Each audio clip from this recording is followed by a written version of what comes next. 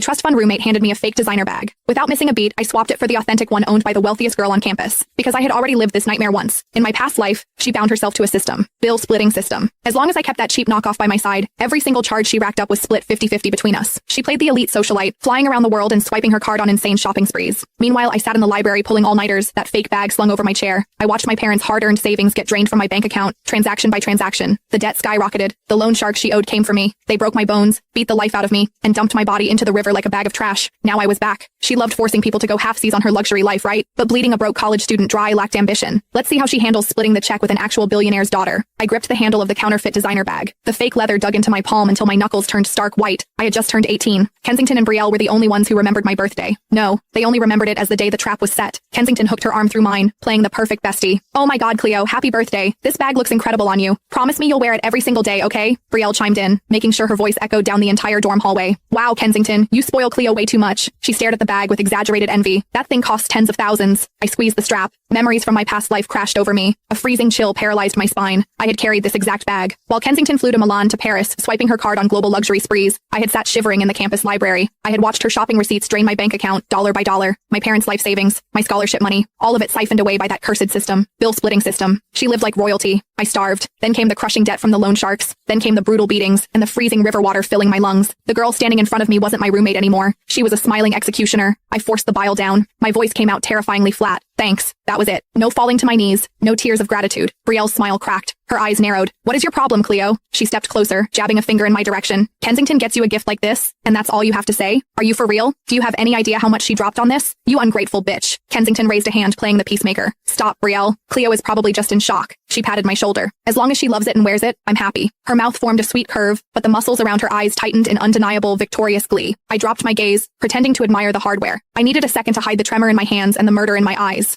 My phone screen lit up against my palm. A news alert popped onto the lock screen. Florence, daughter of the state's wealthiest tech billionaire, to attend the university's charity art gala this weekend as a VIP guest. My pulse hammered against my eardrums. Florence, the heiress. In the attached paparazzi photo, she wore a couture gown. Slung over her shoulder was a bag, a six-figure, limited edition piece, the ultimate flex of untouchable privilege. It was the exact same brand, the exact same model, the authentic version of the cheap fake I was currently holding. A reckless, borderline psychotic plan clicked into place. Bleeding a broke scholarship student dry was child's play. Let's see how she handled splitting the check with the actual daughter of a billionaire. I tipped my head up, curving my lips into a faint, paper-thin smile. Kensington beamed back, soaking up what she thought was my pathetic gratitude. My fingernails dug half-moons into my palms. Not this time. The next day, I walked back into the dorm room with the knockoff slung over my shoulder. Kensington and Brielle were doing their makeup, whispering huddled together. They traded a smug, loaded glance the second I walked in. I ignored them, making a beeline straight for Dakota's desk. Dakota was a total clout chaser. She constantly drooled over Kensington's designer stash, desperate to claw her way into their little inner circle.